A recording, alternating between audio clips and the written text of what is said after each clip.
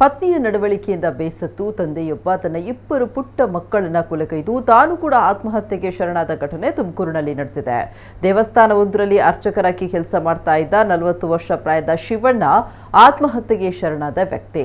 ತನ್ನ ಇಬ್ಬರು ಮಕ್ಕಳಾದ 10 ವರ್ಷ ಪ್ರಾಯದ ಜೀವನ್ ಮತ್ತು 5 ವರ್ಷ ಪ್ರಾಯದ ಪ್ರಾಣೇಶ್ ಪ್ರಾಣ ಬಿಟ್ಟ ಮಕ್ಕಳು. ಶಿವಣ್ಣನ ಪತ್ನಿ ಬೇರೊಬ್ಬನ ಜೊತೆಗೆ ಓಡಿ ಹೋಗಿದ್ಲು. ಇದರಿಂದ ತೀವ್ರವಾಗಿ ಮನನೊಂದಿದ್ದ ಶಿವಣ್ಣ ಸಮಾಜದಲ್ಲಿ ಮುಖ ತೋರಿಸಲಾಗದೆ ಹಾಗೂ ಮಕ್ಕಳ ಭವಿಷ್ಯದ ಬಗ್ಗೆ ಭಯಬಿದ್ದು ಈ ರೀತಿಯ ದುಡುಕು ನಿರ್ಧಾರ ತೆಗೆದುಕೊಂಡಿದ್ದಾರೆ ಎನ್ನಲಾಗಿದೆ. ಪ್ರಕರಣ ದಾಖಲಿಸಿಕೊಂಡಿರುವ ಪೊಲೀಸರು ಹೆಚ್ಚಿನ ತನಿಖೆ ಕೈಗೊಂಡಿದ್ದಾರೆ.